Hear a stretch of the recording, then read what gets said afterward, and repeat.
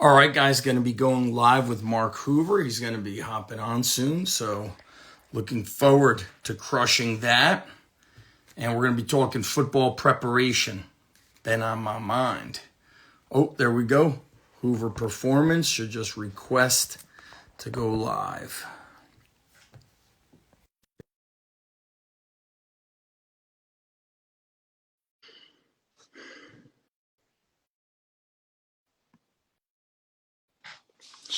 Starting now. Mark. There he is, man. What's up? Yeah, brother. Thanks for hopping on. You got it. Appreciate you. So we're always chatting. I love to text and love to watch your stuff. And the topic today is what I texted you about this morning. I said, Mark, how many injuries has your football team had so far? You guys have had how many games? 4? 5. This is week 6, and we've had a bye. Okay, so 5 games. I think we're going on we think we've had 4. And my school in general, looking at like girls soccer, football, I've seen more injuries in the first 3 weeks than I have in 3 years. And so I said, Mark, how many injuries have you had? I knew you were going to say none. Well, I knew it. we're 100% healthy now. That's what I will say. Well, I'm gonna try to mute that. Okay, there we go. We haven't had any really game time loss injuries. We had an offensive lineman step in a hole, rolled his ankle.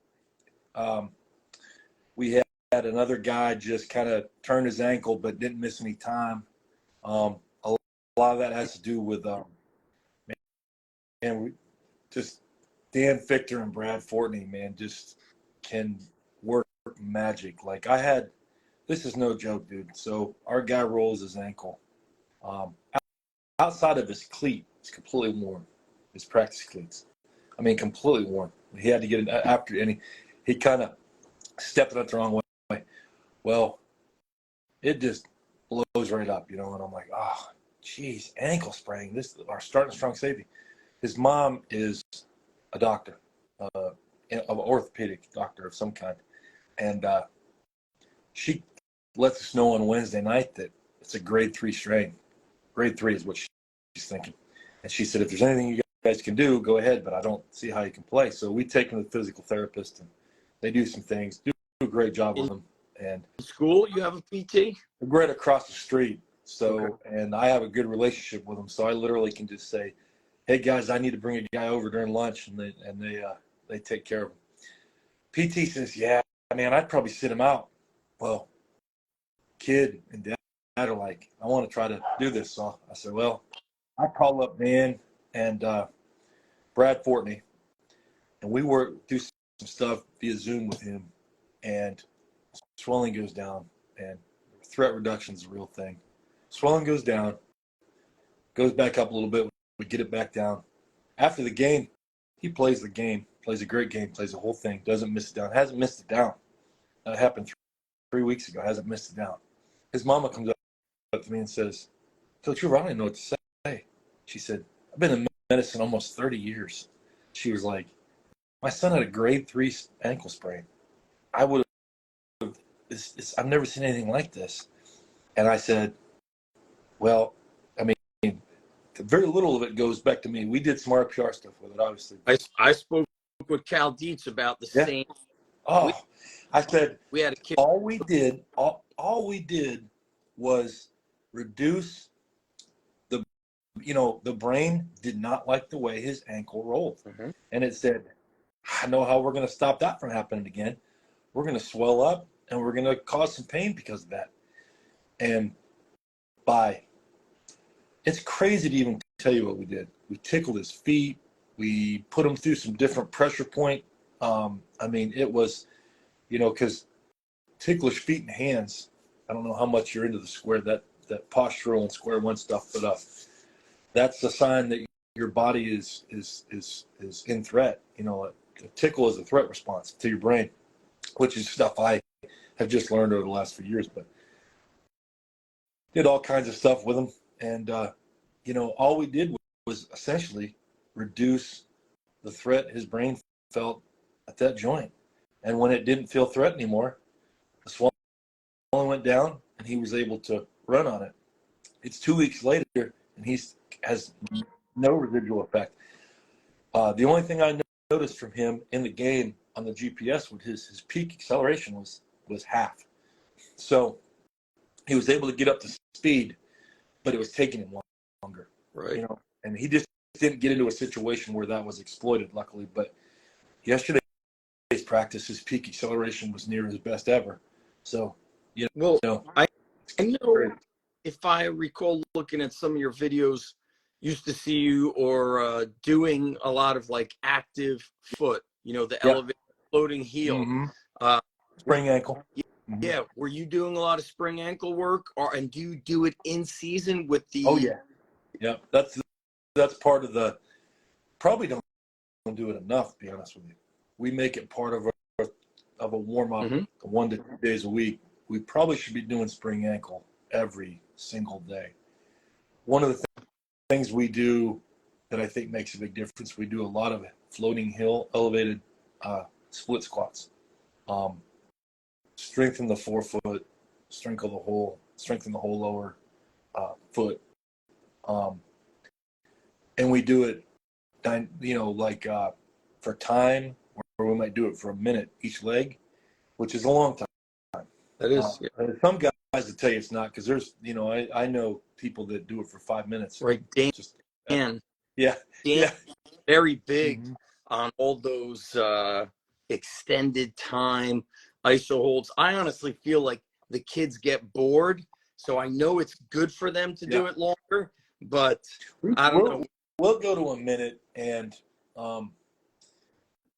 we probably could go longer with some, but we do a lot of that. So foot RPR, stuff I got from Corpus. I mean, so there are people that probably just think RPR and all this neurology stuff is hocus pocus and doesn't work and, all this stuff. Those people are crazy. I mean, I shouldn't say crazy. Those people just don't, how in the world so you think the brain doesn't have anything to do with anything? No, the brain's the center of it. When I've shifted over the last 3 years, I've shifted 3 to 4, I'd say. I've completely shifted my lens to a neurological central nervous system lens. How is what we are doing affecting that? And that I'm not a world-renowned expert in that, so I have to continually seek out information about what does this mean, what does that mean. One of the things we find out from Cal, the back squat messes up your gait. So you're going to come out from a back squat and your gait's going to be different, and that's going to affect your movement.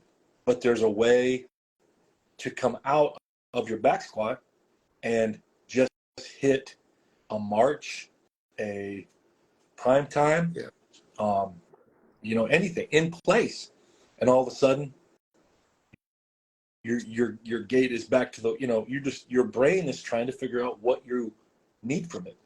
He's got some videos on it where I think maybe I can't remember, maybe a glute ham. I remember the prime time is in there. Yeah. Let me ask you this question, Mark, because I'm thinking a lot about body armor with, like, if you don't have the muscle, I feel like when you get hit, you are just, I even had this conversation with some NFL strength coaches who say some of the receivers are saying things like, hey, I don't know if I want to squat too much because then I'm going to gain 8 pounds and I feel slower.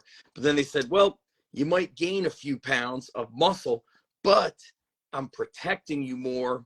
And that might make the difference between one season or multiple seasons. And then we're talking a lot of money there. Are you thinking about body armor at all? Yeah. We really focus on educating our kids and our parents in nutrition.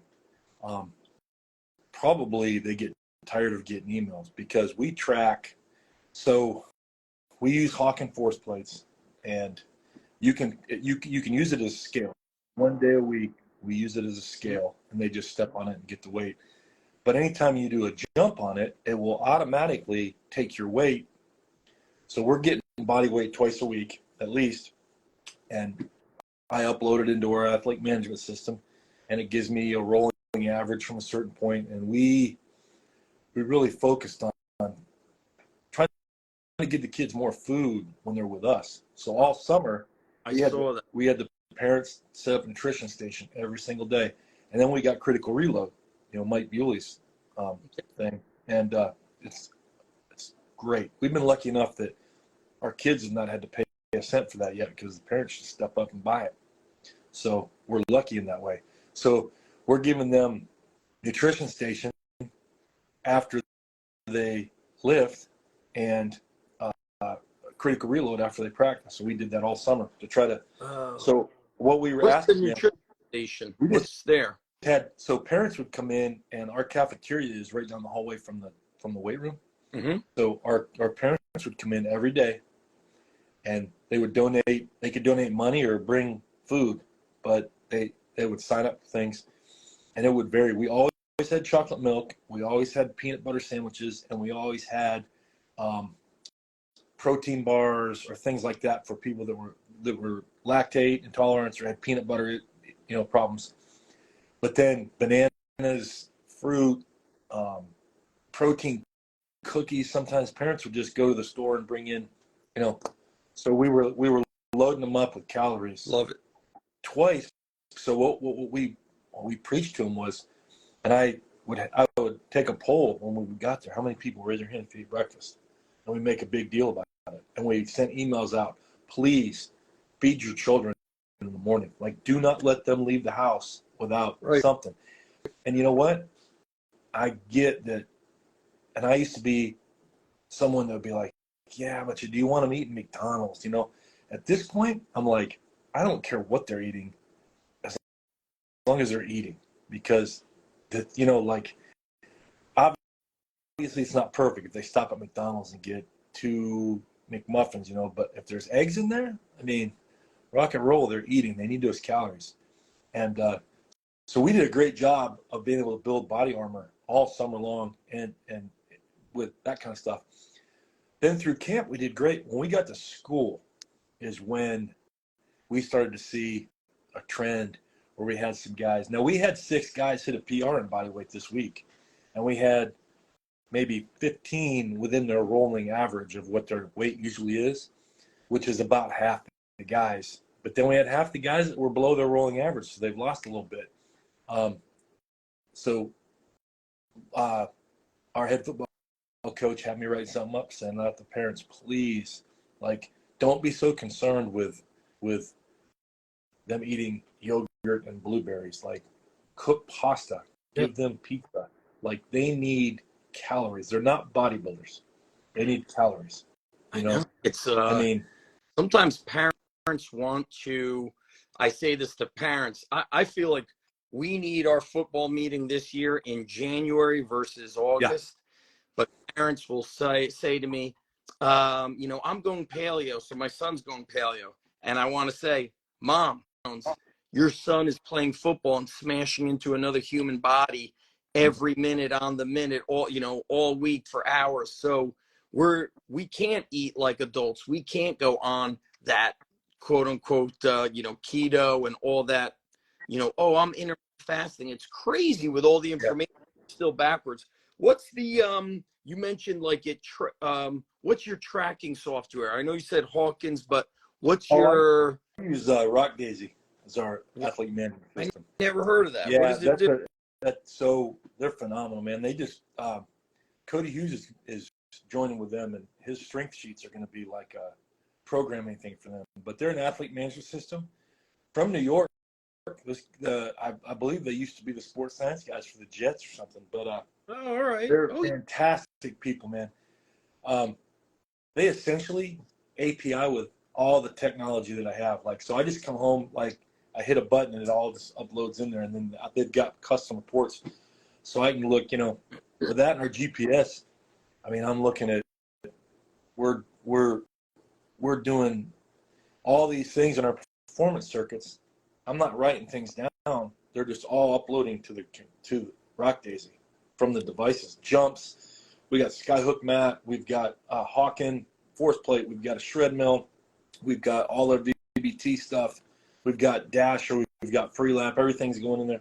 Let me Using it for different things, and then I just go in there evening and I just go through and I have essentially I've got all kinds of reports because they'll build you anything you want, but my biggie go-to is our day-to-day report, so I can look at what their weight was, for example, every day that we've taken it in a chart, so I can go back and it'll give me my averages and my peak and what dates, and I'll go in there and I'll look at, like, we do one of our strength tests is isometric mid-thigh pull on the force plate, and our kids are finally, it's been a few months, but they're finally understanding how to do that as an assessment, and it allows me to say, are we getting weaker or are we getting stronger without having to build in barbell movements to test that, because that's the only way, that sometimes it's the only way you have, but there's things in those barbell movements that technique wise and little intricacies that can make it not a great judge of how actual strong. So isometric mid-thigh pull gives me a true look at that. So I can go in there and say, like, if we're in a little bit of a dynamic phase and I don't like the trend of our isometric mid-thigh pulls or our vertical jumps, for example, I can say, well, maybe we need to go a couple weeks a little bit heavier, and well, let me ask this, Mark. Like, do you kind of like how I see stuff popping up in New Jersey? You're in South Carolina, right? north now. I was in south. Now I'm All right. north, yeah. I always get messed up because I know you're on the Yeah, border. it's back and forth. Yep. So my question is, do you see what's happening with other teams, injuries? Like, we've seen a lot, and I look at, when the way I can assess it is like, okay, John Smith got injured. Did he train in the spring? Yes or no? No. Mike Johnson, injury. Did he train in the spring? Yes or no? No. And so I look at the kids that did not have the spring, like they were in baseball or lacrosse and they didn't train. Yeah. Those are a lot of our guys who are getting hurt, the majority of them. What are you seeing by you? Because strength and conditioning has been a full-time thing down in the Carolinas for quite a while. Yeah. I think not all schools are fully set up. No, it's a wide range, but I would say it's hard for me to speak outside of our program, because you don't really know what's going on with. I will say this: our head football coach and I mean, we work together it's a really good team, and we were telling kids right from day one, it's like anywhere else. You got guys that don't want to come in they're in weightlifting class, but it's the last block of the day, so they miss once a week. They decide which day they don't want to come, and they kind of miss, or we get to the summer, those guys just don't show up. And I said to those guys, to the guys that were showing up one day, and we were preaching it, that there's no way, like it's kind of silly to be even arguing, like some people saying injury prevention. You can't injure. Well, no kidding, you can't prevent injuries. Like, I don't know who's saying that, but I guess someone is, or else they wouldn't be subtweeting about it. But you can definitely try to mitigate those. So with, building bubble wrap layers every time you train, very specifically or generally, you're building those layers of, hey, like where might we get some weaknesses? Our shoulders, our ankles. Let's make those areas more flexible, stronger, whatever. And I think that what we told the kids was, and I said it, that it won't be the first week of camp, the second week of camp. I said, there's going to be some kids standing over at the athletic trainer complaining about an injury or a tweak or something. And you can't guarantee it because anything can happen, but I would almost guarantee that at some point it's going to be some of these guys that weren't showing up in the summer. No doubt. And ironically, almost all the people that didn't show up in the summer decided at the last minute not to play.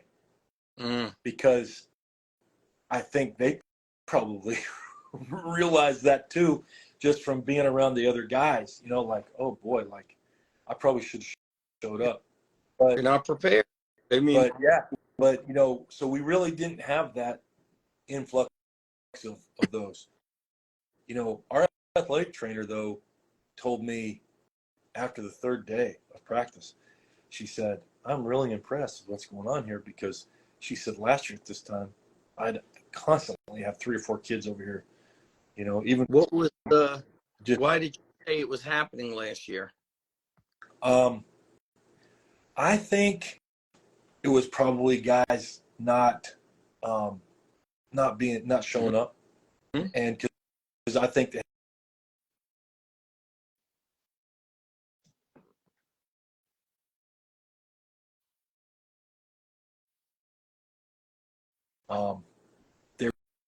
just was more of an emphasis by the athletes to get to practice, to do what they're supposed to do. And we had some guys that didn't, and that are contributing, and that's okay, but you're playing with fire when you don't do that, and you're just playing with fire when you don't show up, because you can't prevent injuries, because it's just like we have a left tackle that's 6'5", weighs 305 pounds. He's already committed to East Carolina and had offers from all over the place. Like July 20th, he's golfing, he steps in a hole. Now he didn't miss any time, but like that can happen. Like that's stuff like that. But I feel like if you're not training, you're just laying on the risk factors. You're just stacking them up.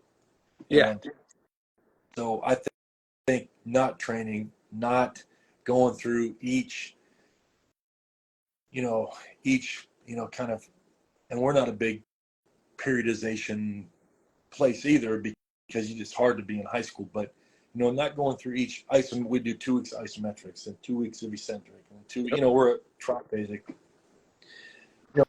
You miss a week of that and you're a week behind. The guys that showed up, they're going to be more prepared for the trauma that's going to happen. Common sense. Yep. I'm shocked. I'm really shocked at kids who are going to compete in a sport such as football or wrestling that will not train in the off season, or, I said to a lot of coaches, like, the common theme the past few years of teenagers is, I just want to do my own thing. And I tell them, listen, you can't get better if you don't want to be coached. That's what coaches do. So you're going to have to get out of that. You got to get out of your comfort zone. Let me ask you a question about the athletic trainer, because you're putting your hands on the kids with RPR and whatever Dan showing you. Stretch them around the whole thing. Right. So does the athletic trainer say, whoa, that's amazing. See, and she came up to me today and said one of the JV players was having a little quad issue, tight, and she said, so I stretched him out. She was like, you got anything you can do for him? She was like, any of your, and I'm just like, yeah, absolutely. I mean, she was the first one. We had a cramp the other night, 2 games ago. It was crazy. We didn't really have a big issue with it. We had a little bit in the first game because it was 104 degrees at game time, but the other team was falling down, but we were able to mitigate a couple of this. But we had a kid, so now we go to the mountains, and we've been playing in 90-degree weather, and now we're up in the mountains, and it's like 60, and so I was really worried about it, and we did have a guy catch one, and she was the first one looking for me asking where my elixir, because I make them a little drink. Yeah. That they drink it What's with in electrolyte. What's in the drink? So I got this from the idea from the I can't remember his name right now. He's the nutrition guy for LSU football. I saw him out at play, and I asked him. I said, "Hey, what do you?" And we couldn't. They do like blood testing, and they find out like each individual gets a little bit. So essentially, I do. I have some electrolyte drink, like Element. those hydration things, and I mix it up with some Gatorade electrolyte, and I throw some Himalayan sea salt in there. Yeah. And if that doesn't take it away immediately, then we give him some Alka-Seltzer. Oh. Sodium bicarbonate, yeah. And that almost always, because all these people yapping about, I mean, I think it's starting to be a little more known, but all these people yapping about they're not in shape, so they're getting cramps. Right. It's just like stop. Like, you know what I'm saying? Like, everybody knows that's not true. Yeah. Like, anyone that knows anything about it knows that's not true. That unless they just it's an absolutely brand new stimulus, what you're not going to have a kid walk on the football field for a game without having any, so then any preparation. And these kids run, 7-on-7. I know from GPS, these kids will run. We had a kid at York. They did a 7-on-7 down at University of South Carolina where they played like 6 or 7 games in a day. He had like 14 miles in the day. Yeah. 6 games? Yeah, 6 or 7, because they were also walking, so they were jogging from place to place. I mean, I'm sorry, 14, not 14 miles, 14,000 yards. 14,000 yards. Yeah, Where's that it's like 4. in miles? It's a lot it's a lot, but it's just crazy. So if they're, I get why colleges are running kids when they come back, because you don't know what they've done all summer. So you might need, if you're a high school coach and your kids are coming this summer and you think you're going to get them in more shape after August 1st than they have been since we've been running since, I mean, we start spring ball May 1st. Oh, you guys do spring ball. Yeah. So we start practicing May 1st. They're doing 7-on-7s. They're sprinting. They're doing all this. And now you think adding some gassers in August 1st is going to like tighten down their conditioning? I mean, that's just ridiculous for the high school coaches at least. But so we just we try to treat it from a nutritional standpoint. We give them gummy bears and little sugar snacks, like just a little, like 12 to 15 grams of sugar. When they come off the field, before the coach talks to them, and we go back out for kickoff, they all get a little sugar snack. Mm-hmm. During halftime? And at halftime, yes. And at halftime, we just went old school, and it worked like a charm. We had parents bring us sliced up oranges and lemons. And,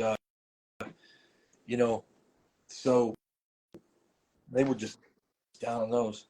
And so we were just dosing it with nutrition throughout the day, And I was telling them, guys, put some salt on your food Friday night or Thursday night, slam some pizza. When I was at York, man, Just posted I remember my football, because Friday we had 2 guys with calf cramps. Yeah. Let me quick question mark before. Yeah. Dan, a lot of times, Dan Fichter will do, if your left shoulder is bothering you, he makes you do a movement right. So if somebody right calf is cramping, what are you doing to the left? Did he give you little voodoo action on the left calf, or? So normally, I don't do much other than give them my little elixir and stretch them out a little bit and get them moving around, and it normally fixes it pretty quick. But some element. Dan can give you some stuff, man. I'm telling you, dude. He is. I mean, Dan is, the football coach and the sport performance coach. So he's got his pulse so connected. That is really the ultimate way to do things if you're a qualified coach in both areas.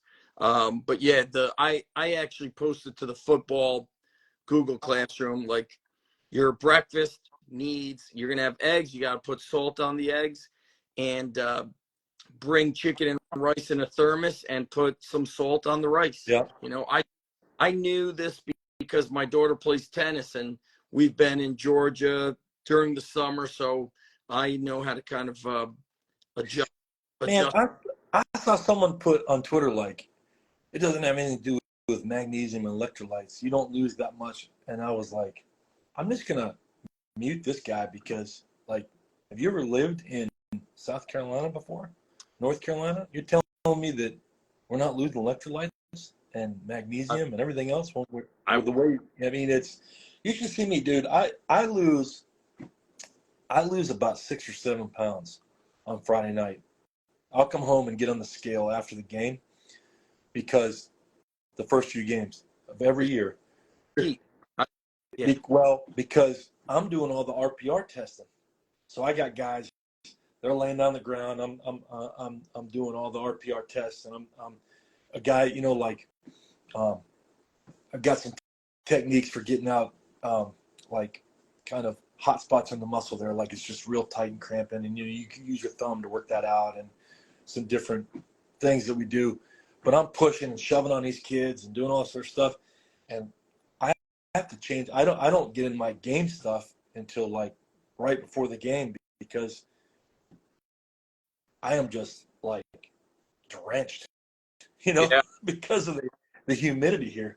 And so you can't tell me that that's not a factor. But No, yeah, I've watched it. I watched, and boys a little bit more than girls, although our girls soccer were cramping a lot.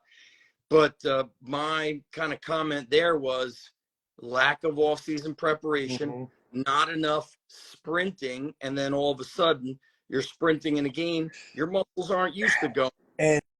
And honestly, dude, that's another factor that it's hard to work with. But you gotta remember, why is all of a sudden everybody cramping in the first game? I got an idea. Because you can't practice what you're doing in that first game. You're practicing in a different time of day. You're practicing at a different speed. And don't give me this, we practice at game speed level. I know you don't, because it's not. You're not. You might have a session in there, it's game speed, but that's a big maybe, because there's a big difference when there are live bullets flying and when there's your own teammates that you're going after. And your nerve. It's being around combat sports.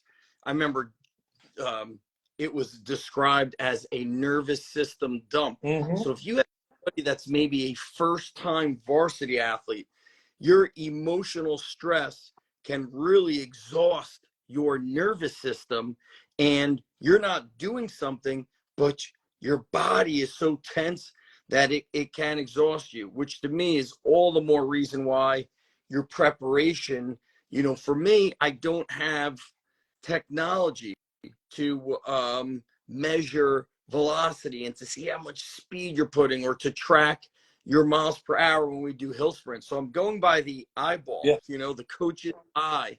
And, you know, doing it after coaching for 20 plus years, you have a good eye. You can say, hey, man, you're operating at about 75%. You know, you're a skill guy and you're running side by side with the bigs. That's absolutely not possible unless you're just dogging it. And so there's probably, you know, go back to when you did not have technology. How were you kind of, you know, coach's eye assessing, Mark? Do you remember? Yeah, you know, I went through that phase of doing like readiness reports, you know, and I'm sure there's still people who do it, but Cal said it in a podcast I was listening to the other day. That's all lies, you know, like, and it's not happening in time. Like, if you do a readiness report as they're walking in, you're not going to be able to take any action on it because you can't dive into the data. And if you send it to them at 7 o'clock in the morning, what's it going to tell you? The only useful thing I did with that, I think, and I stopped it just because I got tired of chasing the kids around, is I would send a Rock Daisy one with them after practice, and it hit their phone at 7 o'clock, and it asked them what their perceived exertion at practice was that day. Oh. And how tired they felt after practice. And then I tried to hit the position coaches with just asking them the same, just asking them. And, it was, you're collecting data and not using it, then you're just wasting time, right? So, but I think that the best way to do it still, honestly, even over some of the technology, is just with your eyes. Like you just said, Buddy your Moore kids said, walk in, and I can't remember who said it, but they were spot on.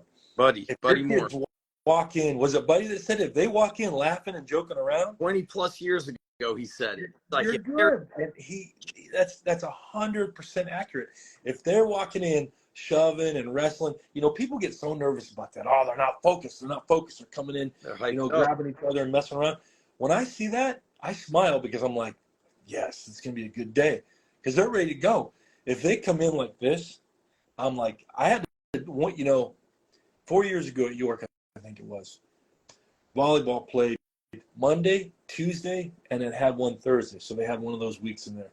And they came to me on Wednesday after school, and I had a lift all set for them. We were going to, get after a little bit, less than we would have, but because of 3 games, we were still that was my only opportunity with them that week. So those girls walked in as a unit like this. They were usually laughing and joking and, hey, Coach Hoover, how's it going? Happy as can be. Those girls walked in. I said, what is wrong with you? And they were like, we played like 7 sets or whatever overtime. There's like a crazy overtime game. And, they didn't get home till late. They all had homework. I was like, yeah, let's just go in. So we went in the wrestling room, and I propped the door open so that I wouldn't be in there with them, but I propped the door open and I sat in a chair and I said, we did some recovery breathing, some RPR. And then I said, all right, I've got 40 minutes with you. I'm going to set my timer for 25 minutes. I was like, I want you to lay on the ground, put your feet up on the wall, turn off your phone. I don't want to see a phone, and just get comfortable. And you don't have to sleep.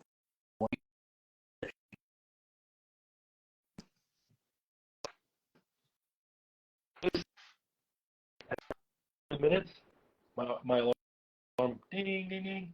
I flipped that light on, and them girls were out across the board.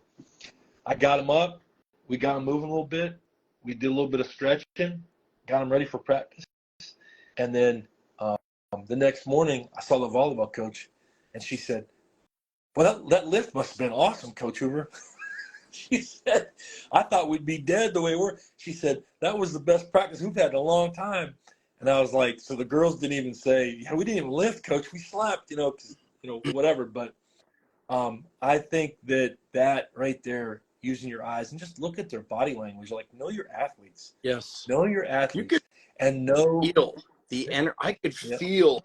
Yes. And know you're really know the kids that are normally high strung and fired up, and the guys and the girls that are just going to always do what you want them to do regardless, and look at their body language, and you can tell right off the bat, because there's some kids that are going to have bad body language all the time, but that's before technology. That's it's you can do that with you don't need VBT. I mean it helps, but when someone hits a fast lift.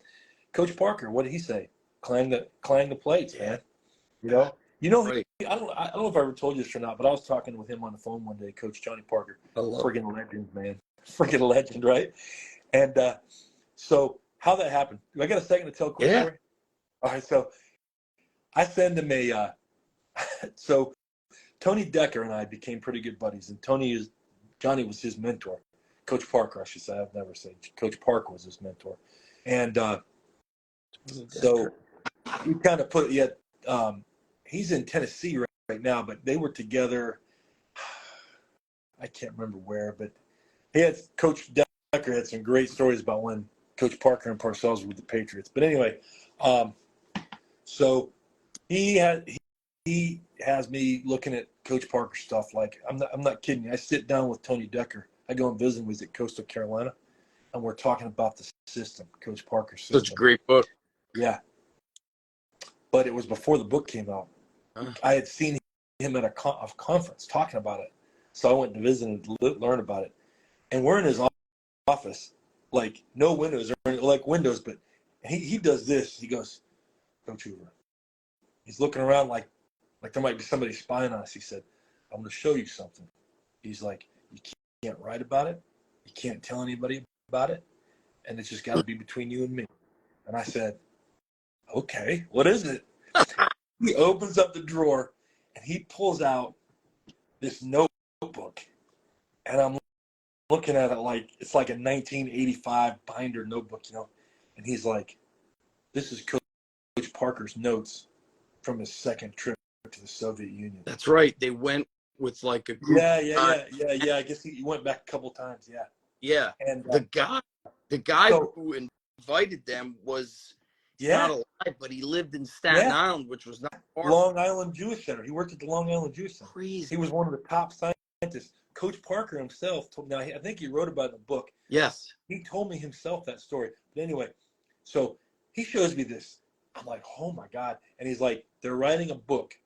That's why you can't talk about this. There's a book coming out. So anyway, I sent a friend request to Coach Johnny Parker on Facebook. I mean, why not, right? Not 2 seconds after I send that friend request, I get a Facebook message. It's from Johnny Parker. And he says, Coach Hoover, I would like to be friends with you. He said, but Facebook friends aren't real friends. If you want to be friends, here's my phone number. Yes. Give me a call. I love that guy. And I'm like, I turn to my wife, and she's like, who? I'm like, Johnny friggin' Parker just gave me his phone number. Which, come to find out, he talks to a lot of, like, people call him all the time. Like, he's probably on the phone more than I am. He loves that. Yeah. So I'm nervous, right? So I don't call because I'm a little bit nervous. And then, like 2 weeks later, I get another message that says, it's okay, Coach Hoover. You're not the first one that blew me off, and you won't be the last. It's okay if you don't want to be friends. And I was like, I just got guilted by one of the all-time great strength coaches in the history of the National Football League because I didn't call him. So I called him immediately. He's great. And we ended up having a lot of great conversations. But he told me, I got excited one day when I first got push bands, I think it was. And I called him up talking about VBT. And he was listening and like, yeah. And he said, Coach Hoover, he said, we had velocity-based training all the way back in my age in the 70s. And I'm like, really? So I'm like, he's about to drop some secret Russian, like, technology on me that he got from I know what he's going to like say. Dr. Rosenberg. And he's like, yep, it's called a whistle, a stopwatch. That makes me feel better. Yep. Yeah, he's so good. Yeah. So, but I mean, so you can, there's a lot of different ways around that technology. I mean, I've been using it so long now that I posted a video the other day. One of the kids said they were doing a trap bar deadlift, and he turned to me and he said, what's my velocity on this rep going to be? And I said, 0.63. Huh. Boom, boom, it looks down. The kids all went nuts. It was 0.63. Like, I nailed it, you know. So you get good at it, but you don't need all that technology. I mean, it's great to have, but, you know, I've said this 1,000 times. If you're a master carpenter, you can build a house with the most advanced tools of the year 2023 and computerized development, you know, whatever.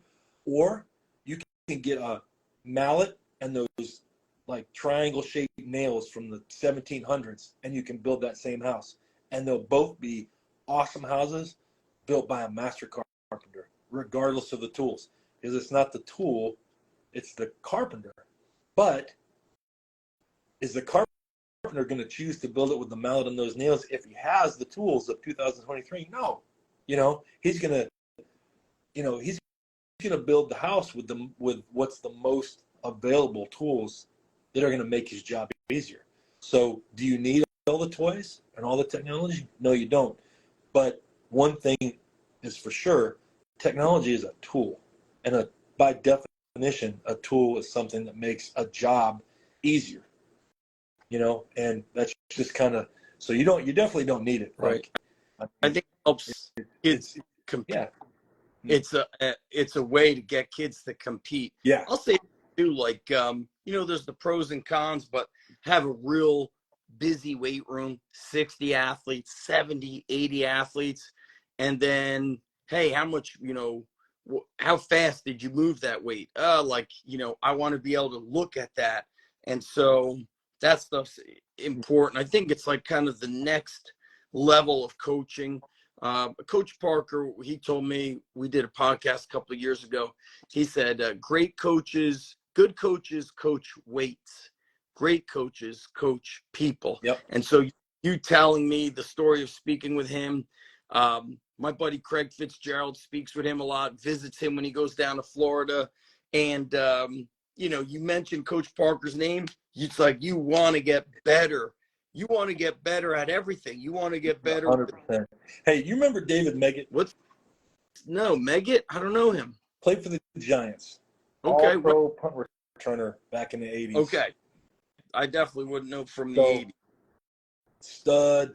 I actually met his son at a clinic in Texas. He coaches football in Texas. How do you spell his last name? Meggett. Meggett. Meggett. Yes. It was with the Giants and Patriots. So Coach Parker says he comes in rookie year and he's nothing special in minicamp. He's like a 7th-round draft pick. Nothing special. Probably going to get cut. Goes up to Coach Parcells and says, hey, I don't have anywhere to go. And this is a different league a different world back then, 82, 83. Well, Parcells was like, I'm sorry, bud, you can't stay with the team because, the NFLPA says you have to leave. So he goes to Coach Parker and says, I don't know where to go. So Coach Parker called that Dr. Rosenberger, I think it was Rosenberg or Rosenfeld, in Long Island at the Jewish Center there. And he says, Coach Parker told me this on the phone himself. He said, the guy said, I'll train him. Bring him over. He can stay. I'll train him. So this guy comes back 2 months later, and he's David Meggett. Like when you look him up, you'll see what I mean. He was about 5'9", legs like tree stumps, all-pro punt returner. Ran the ball a little bit, but kicking punt returner like you wouldn't believe. So when he comes back, he's just stunning everybody. Like, where'd this guy come from? So Coach Parker says he calls the guy up and says, man, what did you do? And he starts fussing at him about, he's like, you Americans and your powerlifting and your bodybuilding obsession. He said, I'll tell you what I did. He was a 650-pound squatter. He was like, so I put 315 pounds on the bar, and I told him, lift it fast. And I timed him. And when I had a time on him, I said, now go faster, and go faster, and go faster. And when he couldn't get any faster, we added a little bit of weight, and I said, lift that, and we'll time it. Go faster, go faster. And that's how they trained all summer.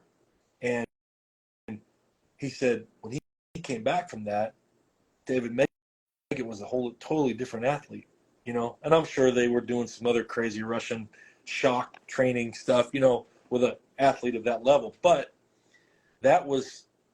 he said that was kind of where he got that idea about the stopwatch and the because he said he was essentially training velocity-based training, with no technology at all. He just put like 50% of his guys' max on there.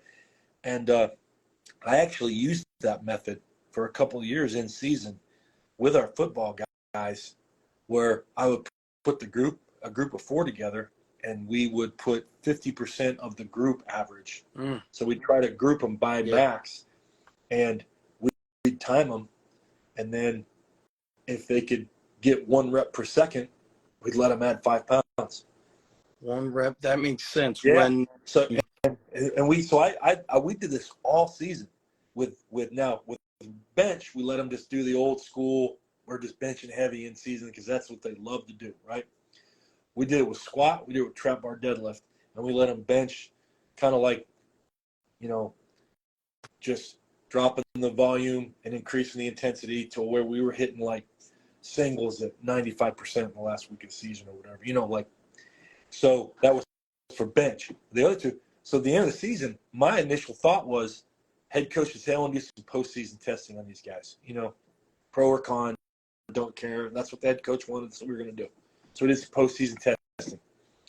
Initially, I was formulating what I was going to say to the head coach about why our squats and our deadlifts were down and why our bench had jumped so much. And as it turned out, man, our squats were through the friggin' roof. And we probably never got above 75% the whole season. what'd you do? A box squat? No, A we were free squat? just doing regular old back squats. Yeah. Now, eventually we ended up doing a box squat. I think the next year maybe we did, but that first year we were just doing regular old back squats, and I was just making them, putting them on the timer, and I'd blow the whistle, and they'd go the whole, like, we'd have 10 racks going at once. Boom, boom, boom, boom, boom, boom, boom. Whistle, rack, next man up. Boom, boom, boom, boom, boom, boom, boom. So it was like density, because they'd only have like within a minute they're going to be back up. So we're doing like 10 sets of squats in like 12 minutes. And so, wait, Mark, you were timing. You would say do 3 reps and No, time I it. would say, hey, I'm going to blow the whistle. You start squatting, and when I blow the whistle, you stop. How many seconds? 10. I started with 6 seconds, Oh. and then I worked my way down to where we were hitting like 2 reps in 2 seconds. So they probably weren't going all the way down, but I always say not a big deal, because you make up for it doing something like a split squat or a lunge. You'll make up. I don't get, I used to get carried away with that. Yeah. But you know what? Here's the thing. Our head coach is in the room. And we had another coach in the room, and they'd be walking coming down, and they were expected to go to parallel. So we weren't all getting, butt to the floor, but it certainly wasn't quarter squats either. I like that you have sport coaches in the room. I would like to see our sport coaches checking in. Let me, I send out an email in the beginning of the year, at the beginning of each sports season, to tell each of the coaches, if you just show up for 5 minutes, the kids notice. Yep. They think they get a vibe from you that you're interested and you believe it's important.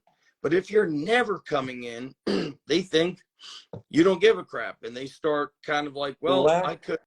The last 2 head coaches I've worked for, Dr. Dean Boyd at York, who's still there, they're having another good season, and Thomas Langley, who I'm with now.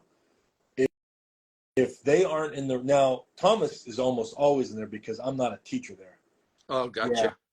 Yeah, I'm in there as the director of performance, but he's almost. I mean, he'll leave if it's but for the most part, he's in because it's a class, and he's always in there in the summer. Dr. Dean Boyd was a co-teacher with me.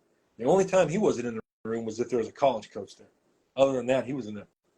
And what that does is the kids see the cohesion between the coaches, and they just get it. Like Thomas, who Coach Langley I work with now, he is, I know buy-in is like a kind of a phrase that people don't like to hear anymore, but his buy-in into what we do is, and it's, his kids were strong when I came. That was the first thing I noticed was, that's what I told them. They got pretty good linear speed, and they're really strong. Like, I couldn't believe how many kids benched 300 pounds when I first came in. Just like, wow. But we were tight, we were stiff, we just, and so I proposed a way of training that was a little bit different, and he was like, yeah, let's do it, and like 2 months into it, he's like, hey, we haven't done any hang cleans. you, just any reason why? And I was like, yeah, the room, like we can't, like the room is so small that It's all like, the kind of like yeah, a wall. yeah, like they're all bunched up. And the first time we did it, I was like, oof, boy, Yeah. like, I mean, I'm not anti-Olympic lifts at all. I'm just anti, like maybe kids getting See, killed, you know, I'm like, you know, constantly so. looking at especially when it's crowded or you're in Mhm. up against Yeah, this the guy, wall. and and my other thought on Olympic with him was, and he was just like, okay. I said, our front rack position is not conducive. So No doubt. and I came in the middle of the off season. I started February 1. So we had to go, man. We had spring ball in a couple So months. I I keep, couldn't take the time needed, to, yeah, you so need you need that time to develop. I tell kids, listen, if you're not front squatting 115, 135, do we really need to do cleans? I mean, like, yeah. get strong as shit there. And then, look, I'm not saying And jumps or throwing medicine balls replaces absorbing, yeah, a bar, but I make, altitude drops, dude. Altitude drop. yeah, So that's how we adjusted that. So we're going to do clean and snatch pulls from the floor and from the hang. And then in place of finishing the position and that collision, we're going to do stiff altitude drops. Dan Victor, I love it. stiff altitude I drops. started And doing them after boom, the podcast, Dan. boom. Yeah, Yep. you have And to you have to land. The way I try to describe it to kids is, you're not all the way absorbing. You're landing as if you ever see a cat land? They just stick. yep. So now Boom. what we do a lot of the time, not all the time, is at my at the underground, because I don't have plyo boxes at my school. I'd need a lot of them because of the numbers. We jump on the box.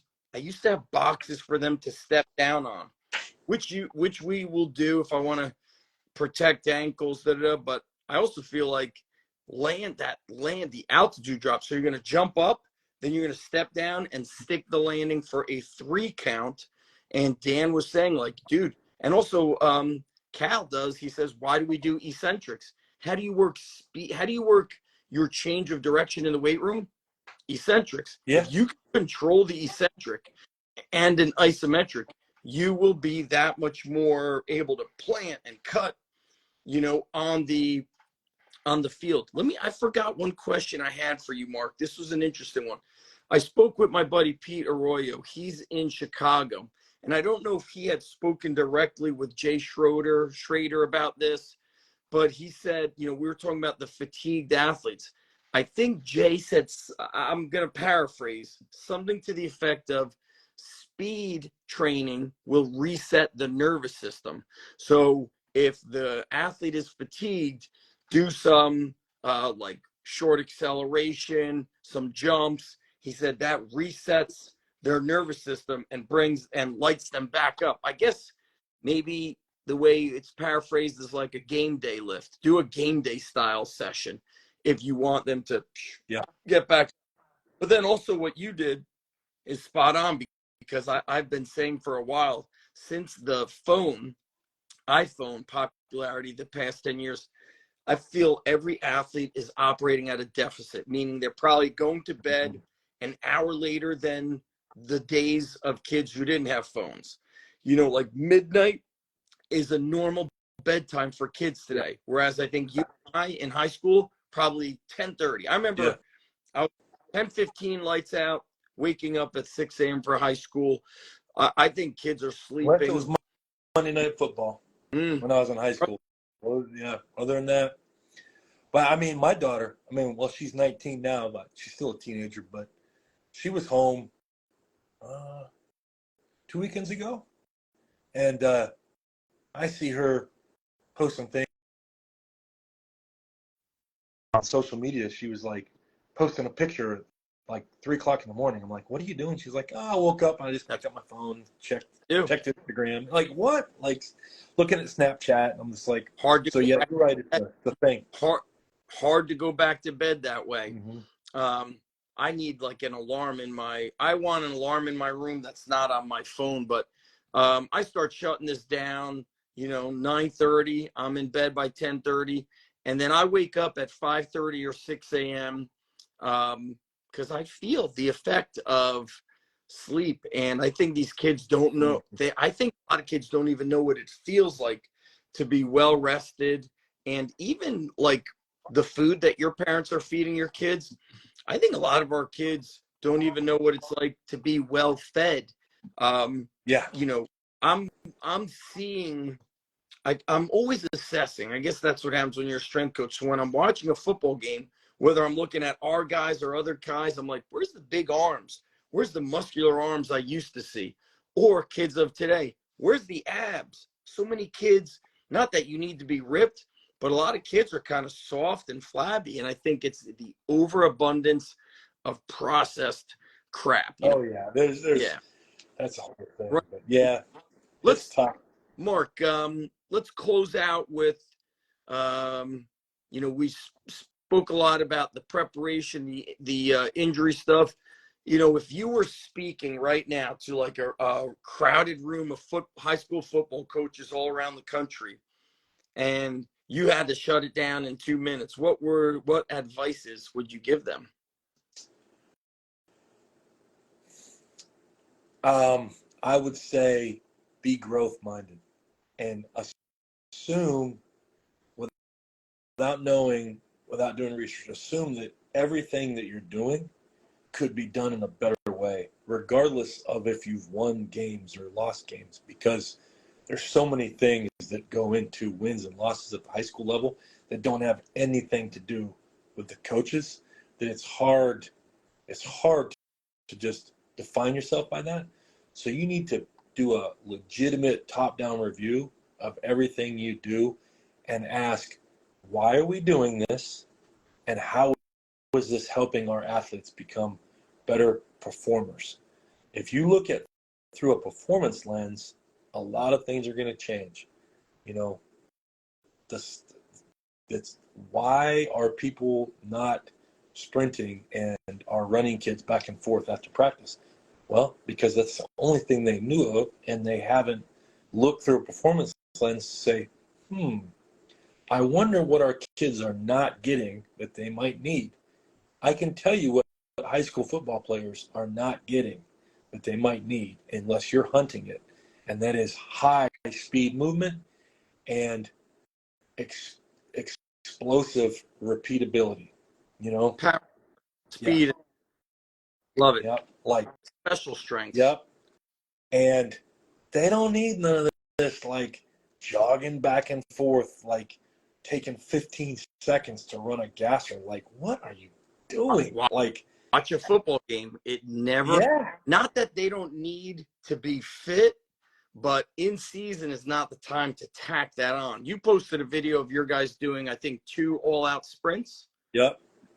Man, I have the velocities of that today. Now, hold on. I pulled this up specifically, so in case you asked me about it. So get this. We are week 6, right? And we have one of the best track guys in the state. And he's one of our, but he ran 23.09 miles an hour today. 23 what? 23.09 miles an hour. That's his PR. That's week 6. Carson Grew, another guy. I think I saw him. I don't know if he's still on, but he was on here a second ago. 22.17, week 6. Here's another PR. The kid that sprained his ankle, that had the grade 3 sprain 3 weeks ago, 20.42. That's a PR for him. What are your bigs running roundabout? Well, we don't have a lot of bigs.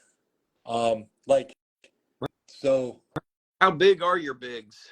We've got 2 really big kids. Our left tackle and left guard. One 6'5", 6'6", like 300 and some pounds. He's going to ECU.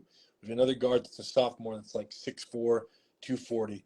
They're like between 13. I can tell you. So let me see. Peyton, the big guy, was at 13 something, close to 14. Let's see, Broadway. Let's see where Preston's at here. He's probably more like a 17 to 18 because he's kind of like a D lineman type guy too. But let me see, GPS top. What about a linebacker? What like Eli? Let's see. Defensive end, 20.29. One of our defensive ends. Fast. Another running back, 20.23. Receiver, 20.06. Slot, 20.04. Corner, 19. Let me see. Linebacker. Here's one of our really good linebackers. 19. He hit 19 today. Now he's hit 20 in the past. 20 is if you got guys breaking 20 miles an hour, you got some. We have 15, Coach. We have 15. How many guys are on the team? Because you're in a private school, so it's probably not as big as a public. 40. Mm-hmm. So that's the one thing we got going for us is we don't have a lot of big guys, but we got guys that can run, and that's been really helpful this year. But yeah, we have 15 guys that have hit 20 on the GPS, and like I said, we're week 6 and we're hitting that, and because I mean we're sprint-based football, man. Like Monday, they're out there in helmets. It's a walkthrough. That's all they're doing on Monday. They're not practicing. I mean, it's a walkthrough. They do some special teams. So we had a couple guys hit 18 yesterday, but it's very light. Tuesday, just in helmets again, man. We run our sprints, and they do a high-speed practice with no contact. Did you tell coaches that that's what would work, or was that what they normally that was kind of a joint, we got to talking about it. Coach Langley was like, I'm all about it. I said, okay, let me get you on the phone with Brad Dixon. So I'm not sure if they ever connected face to face, but they exchanged. And he had it, and I was at the coaches meeting, man. He said, we're sprint-based football this year. And this is how we're going to do it. Coach Hoover is going to help guide us with his GPS data, and this is how we're going to do it. And the coaches have been all in. So, so Wednesday we have a lower speed, high contact practice. So they'll be on full pads tomorrow. We won't do any sprinting. It'll be they'll do some stuff on the shred mill in school, but it won't be anything major. And then it'll be a high contact practice tomorrow. And then Thursday, back to helmets, getting after it. So we essentially practice in helmets 3 days a week. And then let me ask you the last question. On the weekend, do you do film on Saturday or weekend fully off? Fully off. Dude, that never happened. You and I are about the same age. In the 90s and even the early 2000s, I remember the day after game day was lifting and film. When I coached in Pennsylvania before I moved south in the late 90s, we played on Friday. We had a JV game Saturday morning at 10. There was 4 coaches. We went undefeated this year. We lost in the playoffs, but we had an undefeated regular season. We had 4 coaches total. I coached O-line, D-line, and I was the offensive coordinator for the JV team. A buddy of mine was linebackers and running backs, and he was the defensive coordinator for the JV team. And we'd coach the JV game at 10, and the offensive coordinator, who was the head coach, and the defensive coordinator broke down film and prepared, and then we had a meeting after the JV game and finalized things. After that, after I was a GA, I was a head coach for a couple years right before I moved south, and we brought the kids in on Saturday morning. It was a regular thing. Football boosters brought in food. I came down here, got my first head coaching job back when I coached football, and I tried that, and I ended up having to. I was punishing kids. I stopped because I was punishing kids way too much for that Saturday. And I was dealing. I don't know how we dealt with it, but I'd have kids come up and be like, "I'm sorry, but my dad's got custody on the weekends, and I got So it was, and I finally said, you know what, this is dumb. So this is dumb. So, kids, like, if I look at it now, I'm kind of always in shock with, like, if the kids have weekend off, why are you showing up on Monday so sore and beat up? You're probably training elsewhere and getting killed on the weekend. So I'm thinking, we work hard to stop that. And most of our kids listen. Like I told you this morning when we were texting, we have a couple guys that go and, and they go to people that are teaching fast feet and ladders and stuff. But we've educated our kids enough to know what's right and what's wrong, I think. And so, they're just going in there and getting a little activity. And then if I see something, but at first I was having to fix things all the time. It was driving me crazy. Now I think they know enough of the way we do things to not let some of the other stuff, but it's because, there's something to be said for the kids that want to go out and sweat. Yes. So I don't want to discourage them from doing that. The head coach and I had a long talk about this early on about, he was like, how can we keep these kids from going to the gym after our workouts and killing themselves? And I said, you can't.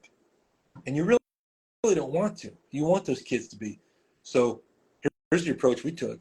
I sat down and said, look, what day we're going to squat, what day we're going to bench, and what day we're going to do trap bar, and all those things that we're doing. I said, just don't go to the gym or repeat that stuff, man. I try go to to do the gym to be and be a bodybuilder. Go in to be a bodybuilder, man. Get all your volume training, because we don't have time to do it.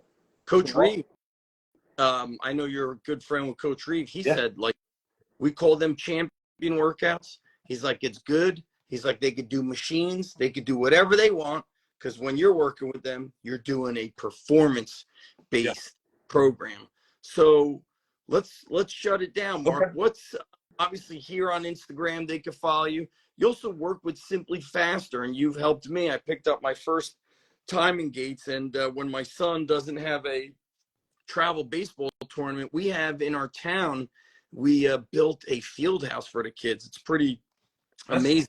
Yeah, so on a Friday and Saturday night in the winter, him and his friends are playing pickup football. They're putting down nets, and they're doing batting practice or pitching and catching. So I'm going to test them in there. Nice. And so they could also reach out to you through Simply Faster, and they should be following you on Twitter. I don't know if your Twitter and the Instagram is different than your Twitter. Yeah, my Twitter is Hoover, Mark Hoover 71. Yeah. I'm going to post this to my podcast. So I'm going to link you up in the information section. I appreciate that. People could follow you. I'll also link up Simply Faster. They could also Google, search your name on Simply Faster for all your articles, which I great way to start getting into the world of Mark Hoover. I want to finish with this, my favorite quote that I think I think Tony Villani shared it. It was great on Twitter. He said, only two things are certain in this world, death and that Mark Hoover will follow you on Twitter. that was Cody Hughes or Brandon Davis.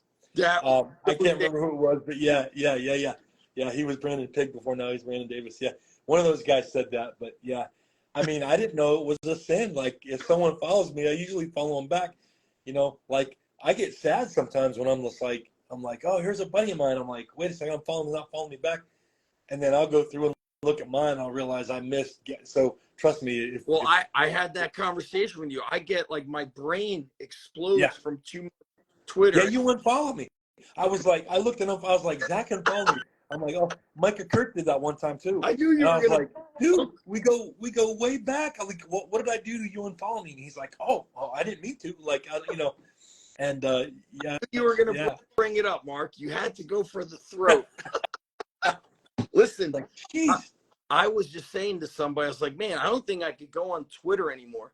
It's coaches are arguing about nonsense. I want to go on and see what somebody's doing, and I want to be like, I think I'm going to experiment with that thing here. Mm-hmm. But turn it into such an argument where what I've learned is through 20 plus years of this, sometimes what works for you in one setting, it just doesn't work 100%, dude. That's all the arguments. I'm telling you, all these arguments are people arguing from their perspective that don't have any idea what the other one is. Like, how am I, as a high school coach that works in a team class setting, going to know what you, as a private, with your business on the side, so different, or what Coach Boyle, like, how do I know what Coach Boyle's challenges are? I don't know. I'm not working in that space. A college coach has a different space, different. There's lots of crossover, There's right? But certainly you know what? Until until you've been in front of a room on a day-to-day basis with 50 freshmen, don't come and tell a high school coach how to be a high school coach.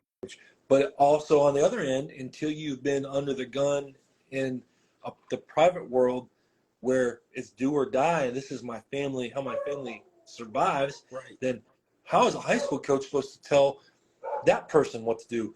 And, if you got a guy in the NFL, a guy in the NBA, a guy in Power 5, a guy that's not, everybody, There's no yeah, like it's right. crazy. Like, like There's the back squat's the only way. Like, really? Like, no, that's yeah. not really true. I mean, It, it's here's also like I'm finished with the second edition of my Encyclopedia of Underground Strength. So that was 9 years old, and now I caught myself, I'd say, the past, I don't know how many years, focusing more on kind of what you're saying. Like, I want to see that bar move fast, more jump training, more athleticism, because I felt this is what I was coming across, kids who lacked power and athleticism.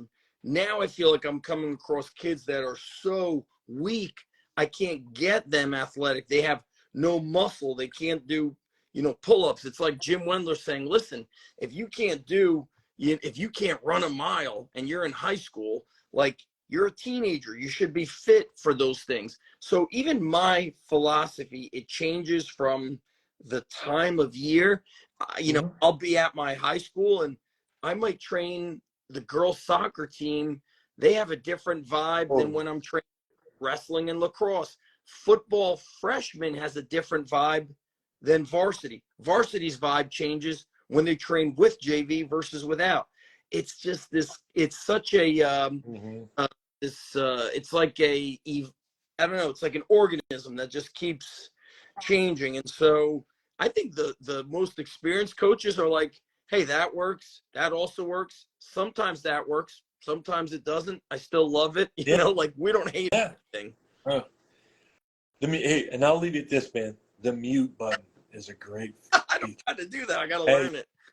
And you know what? And some people say, don't block people. I'm with Coach Boyle, man. I've got mute and block. So mute is like, all right, someone just said something just so ridiculous that I just don't want to listen to him anymore. Yeah. I'll mute him. And then if someone just comes back, like that guy that came to me the other day and said that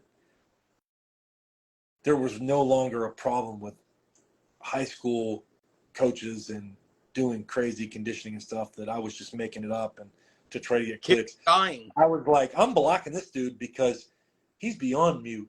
He's completely clueless. And he clearly has no idea what's actually happening. That's the thing that I try to explain is like, why I take it seriously? Because kids are dying when we have dumb, quote unquote, coaches doing excessive. And listen, it's not even just happening at high school. It's happened in college. No doubt.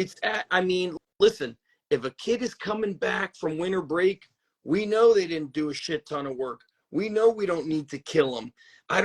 It's just, yeah, man. Coach's ego. Did you see Swamp Kings? You saw it? No. Wait till you see the mat drills. All of that stuff would get you arrested today. Yeah. And it would never, you got to see it, Mark. I had a guy, I was consulting with some GPS stuff with him, a different coach last night. He told me that his coach hadn't been doing a lot of running, and the head coach came in and decided that they weren't mentally tough because of some penalties. So on Monday, he had them run 10 half gassers. And then on Tuesday, he wanted to run 10 50s. And the coach was like, I'm going to walk off the field if you make them do this ridiculous. Yeah. And so he got him off of it. But if you tell me that there's not a good bit of coaches doing the dumbest, most pointless, most ridiculous stuff, I'm just going to call you a liar, because I talk to people all the time for my job. Like, that's all I do is I consult with high school coaches. That's essentially what I do all day and seemingly all night. I'm always on the phone. And that's the number one side topic is, Coach, how'd you get your coaches to not run the kids into the dirt? And, it's just the horror stories that you still hear to this day. Or it's the extreme. It's not the running. It's the excessive heavy weights for kids that are absolutely, they're not, forget physically prepared. They don't have the emotional preparation to grind a heavy rep. Oh, I'm going into bad technique. I'll just let go of the bar here. Yeah. And yep. So, a lot of kids, I always tell them, I go, it reminds me of Arnold Schwarzenegger and Twins. He's like, Vincent, you're my mother's, father's, brothers, sisters, uncles, like this. So I say to them, if you tell me that you're training in the basement with your mother's, father, sisters, brothers, uncle, I don't care because I don't know what that looks like. So I had a kid today. He's like, I always back squat. And he's squatting 135 and could get halfway down. And I said, listen, you're going to have to go lighter and go lower. And that's it. Like, we don't have to, going heavier and going halfway, no good. Forced reps, no good. It's just this consistent, I don't want to say it's a battle, but you're constantly harping on it. But what's interesting, when I first got to my high school, I'm there 4 years. When I met with the coaches, I said, every decision I make, I just draw a line down a sheet of paper and I do this. Is this in the best interest of the kids or no? I am only making decisions on what's in their best interest. So if you tell me you want me to do something with your team and I know through experience it is not in their best interest, I will not go down that road with you. Then after I said whatever, I said, does anybody have any questions? Nobody. I walk out, a coach grabs me and he's like, well, we've been going in there doing our own thing for all these years. He's like, what if we already know how to like squat, bench, and deadlift? Can we just come in and do that? And, my first year, I'm building programs and that team comes in and the whole thing was like a collection of YouTube fails. And it was more than one team. And I had to say to them, this is not safe. It's not effective. And what happens is when you're uneducated, you don't know that what you're looking at is dangerous and ineffective. You just think it looks. Dude, that's a whole nother podcast. Right. About how to identify, because you're right. And uneducated is a good word. I wonder well, at least in New Jersey, we're way behind. But I wonder if in America, that if you want to run the weight room, you have to have the NHS SCA cert. I wonder if you want to be a teacher, you need the teacher cert. I wonder if they're going to have some sort of standard. You know what? An administrator that really knows or cares will do that on their own. Most assume that if you've got a whistle, you know how to run the weight room, and they're not going to think about it anymore until the liability is so great that the legal department of every school says, just like you can't have, just pull somebody off the street and make him the school nurse. Like, why am I not the school nurse? I know RPR. Right. Because I'm not a nurse. Until that's the rule for that too, it won't change. And I think we're still a long way away. We are. I mean, and you're saying that from being down in the Carolinas. And, I started going down to North Carolina in 2009. And I remember being like, whoa, these kids are I was down at Wake Forest during winter break. And there was a whole football team going through like a weightlifting, strength and conditioning camp. Coach Javorek was taking them through weightlifting. I was there. Were you there 2009? I think, yeah. I spoke and I took the kids through. I took like 4 or 6 kids through. It might have been a little later than that. It might have been the next year.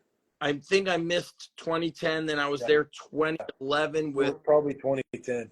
Because I brought some kids and they jumped in there and were doing the complexes. Did you work? Yeah, maybe Yep. you went there again. So I did like a whole body weight day.